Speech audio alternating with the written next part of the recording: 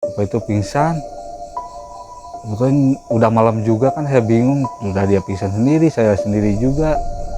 Saya telepon lah salah satu teman saya buat untuk bantuin gotong bapak itu ke kantor pemakaman.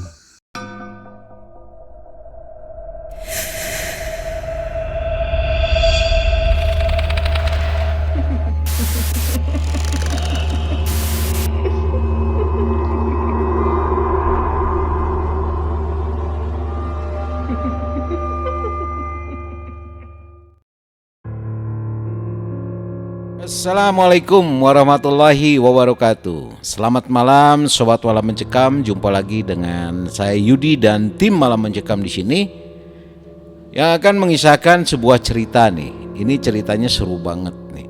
Ada seorang narasumber yang kebetulan dia adalah warga sekitar lah, warga setempat di TPU Rancacili. Ini ceritanya seru. Seperti apa cerita yang akan dikisahkan? Kita akan lihat nanti videonya. Dan apabila Sobat MM sekalian juga penasaran, karena bukan hanya cerita yang akan kita dengar di video ini, tetapi nanti kita akan melakukan sebuah penelusuran juga langsung ke lokasi kejadian. Nah, itu ada di channelnya Melihat Malam ya. Jadi di Malam Mencekam ini narasumber akan menceritakan kejadian seperti apa yang terjadi malam itu, dan tim daripada Malam Mencekam juga melakukan sebuah penelusuran, dan videonya, pemutarannya itu akan Anda bisa saksikan di channel Melihat Malam. Ini sangat menarik. Nah, bagaimana kisah yang disampaikan oleh Pak Dedi, seorang yang tinggal ya sebagai warga sekitar yang betul-betul menyaksikan kejadian ini. Ceritanya seperti apa? Kita simak penuturan dari Pak Dedi berikut ini.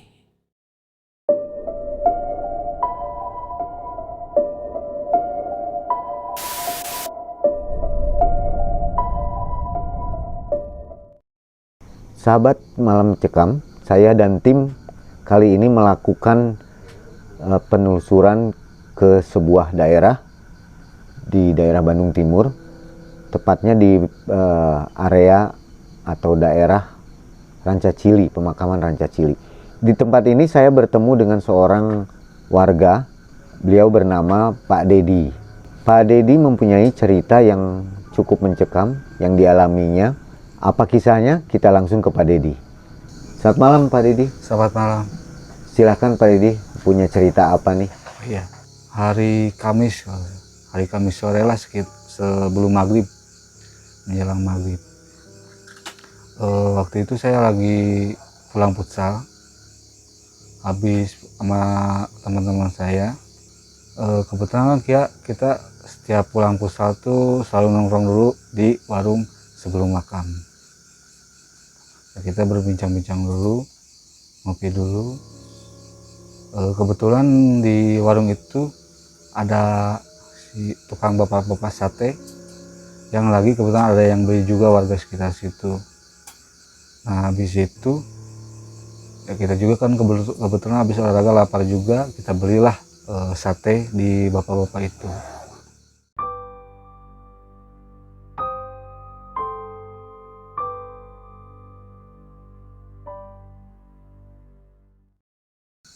Beberapa menit kemudian habis kita makan, ngopi, bapak-bapak tukang sate itu pun melanjutkan perjalanannya, berdagang ke tempat lain juga mungkin. Sekitar jam 6 kurang, kalau nggak salah, sebelum maghrib lah, beberapa menit lagi mau maghrib, kita bubar. Kebetulan kan kita juga habis olahraga, pulang-pulang ke rumah, bubar lah. Kebetulan rumah saya tuh sesudah makam, sekitar 100 meter sesudah makam. Saya pulang ke rumah, mandi, ya bersih-bersih lah di rumah. Sekitar jam 7 kalau nggak salah, jam 7, saya agak lupa jamnya. Sekitar jam 7 lah kalau nggak salah, jam 7 malam. Kebetulan kan istri lagi pengen jajan di luar. Nah, saya berangkatlah keluar.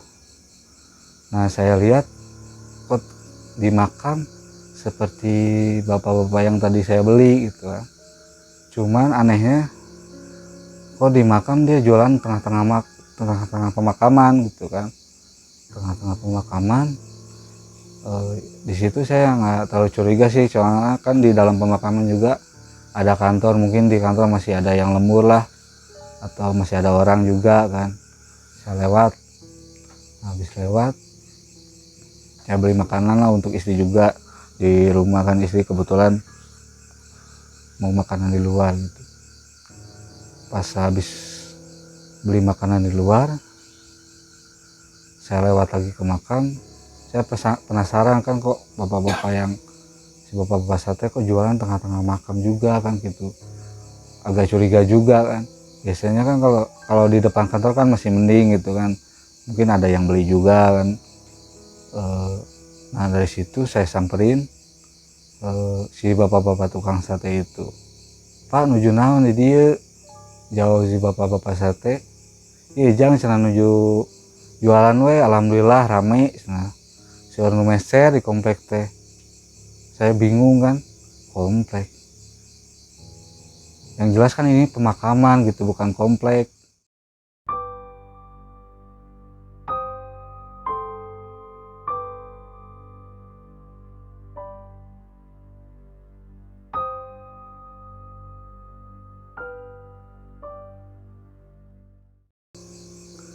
Saya tegaskan lagi ke bapak-bapak, Pak, ini sadar deh ya mah pemakaman sanes komplek.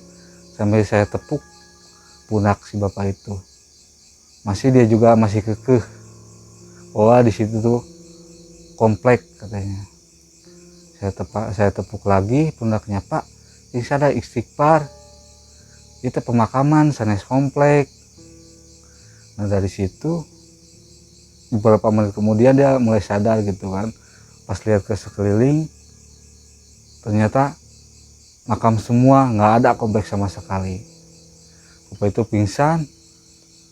Kebetulan udah malam juga kan, saya bingung, udah dia pingsan sendiri, saya sendiri juga. Saya telepon lah salah satu teman saya buat untuk bantuin gotong bapak itu ke kantor pemakaman. Habis itu ada setengah jam lebih lah, setelah itu mulai sadar. Saya juga kebetulan lagi bawa air minum, saya kasih dia air minum biar dia tenang juga, si bapak itu tenang juga kan. Nah, habis itu saya tanya, Pak, bapak nuju naon di dia? Nyajang cenah ada bapak teh ngalangkung, kalangkung gitu. Nah terus anu nyauran cenah, Pak meser sate, nya bapak teh lebat weh. Da kating aku bapak mah komplek jang cenah, agung komplek teh. Seueur jalmi teh nu meser teh. Pada ieu mah sanes komplek. Pemakaman, taya komplek di pali dieu mah Pak cinte. Nya jang cenah da bapak mah ninggal komplek cenah dieu teh. Ai sate ka mana tuh Pak? Nya seep cenah di pareser. Sepeser. Cobi Pak ninggal cenah bapak tadi gerobak pali mana? Di ditu jang. Jawab si bapak itu. Nah pas dilihat sama saya sama bapak sate itu, kebetulan sama teman saya juga, ternyata satenya itu disimpan di atas batu nisan semua, nggak ada sama sekali di komplek, di atas batu nisan semua. Saya tanya lagi ke bapak, emang yang beli, yang tadi kata bapak yang beli itu ngasih uang? Ngasih jang. Coba bapak lihat di mana bapak menyimpan uangnya.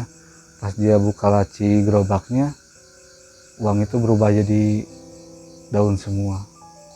Kaget juga kan, mungkin dia kaget, dipikirnya dia itu komplek, padahal itu pemakaman. Emang pemakaman itu luas lah, pemakaman umum luas. Saya antar dia pulang, kebetulan rumahnya itu searah sama saya, dan gerobaknya juga bisa lah ditenteng sama saya sama teman saya juga kan, bertiga. Pas saya arah jalan pulang dengan bapak sate itu dan teman saya, dan bapak itu cerita sekapok katanya lewat situ lagi, dan sampai sekarang bapak sate itu nggak pernah lewat lagi ke area pemakaman.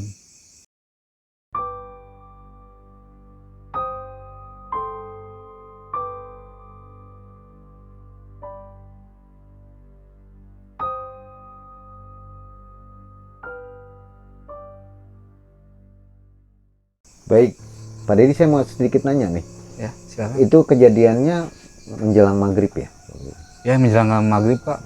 Kalau nggak salah tuh ya, jam 6 kurang berapa menit kalau nggak salah sebelum maghrib lah. Di komplek pemakaman sudah sepi, Pak? Sepi Pak. Kalau setahu saya kan namanya kantor pemakaman tuh jam 4 dia beres kerja. Sedangkan si bapak saya itu masuk tuh jam 6 kurang lah. Saya pikir kan masih ada orang di kantor, lembur lah, atau ya mungkin ada kerjaan lain juga gitu. Sampai sekarang pernah ketemu lagi dengan Pak Sate itu, pedagang sate itu? Sampai sekarang nggak pernah Pak, nggak pernah ketemu sama sekali sama bapak saya. Kebetulan kan rumahnya juga searah lah. Nah ya, setelah satenya tadi Bapak lihat, satenya ada di nisan itu, Ya. masih berbentuk sate atau sudah jadi apa gitu? Kalau satenya itu masih berbentuk sate Pak, cuman satenya itu masih mentah. Oh, tapi perasaan Bapak itu sih udah dimasak ya? Perasaan bapak itu cerita udah dimasak, udah dibakar. Cuman pas kita lihat itu masih mentah. Jadi yang tadinya itu uang itu jadi daun semua. Oh, mungkin dari Pak Dedi mau ada pesan-pesan untuk sahabat Malam Mencekam?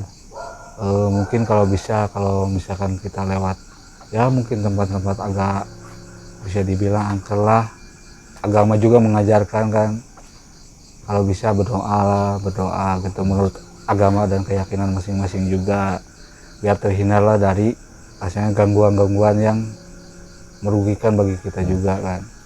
Baik sahabat Malam Mencekam, itu tadi cerita dari Pak Dedi. Saya ucapkan terima kasih Pak Dedi atas ceritanya. Sama-sama. Tim saat ini berada di TKP. Nanti kami akan menyelusuri TKP tersebut atau tempat pemakaman Ranca Cili tersebut. Dan video penelusurannya dapat disaksikan di channel Melihat Malam. Saya kembalikan ke Pak D. Yudi. Selamat malam. Selamat malam.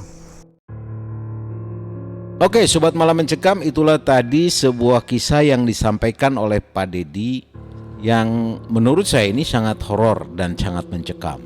Ceritanya itu sangat menakutkan sekali kalau menurut saya ya. Dan apakah yang terjadi itu, lokasinya di mana? Jangan lupa juga nih Sobat Malam Mencekam untuk menyaksikan video penelusurannya tentang cerita yang disampaikan oleh Pak Dedi tadi. Itu di channel Melihat Malam, ada di bawah ini. Itu langsung di lokasi mengenai kejadian apa yang disampaikan oleh Pak Dedi. Oke Sobat Malam Mencekam, semoga kita selalu dijauhkan dari hal-hal yang tidak kita harapkan, dan jangan lupa untuk selalu mendekatkan diri dengan Sang Pencipta Allah Subhanahu wa Ta'ala. Dan tentunya terima kasih juga buat Sobat Malam Mencekam yang sudah mendukung channel ini, yang selalu support. Semoga kita semua dalam keadaan sehat-sehat selalu ya, dijauhkan dari segala sakit penyakit. Terima kasih, saya Yudi bersama tim Malam Mencekam. Kami mohon pamit, sampai ketemu di video-video berikutnya. Assalamualaikum warahmatullahi wabarakatuh. Selamat malam.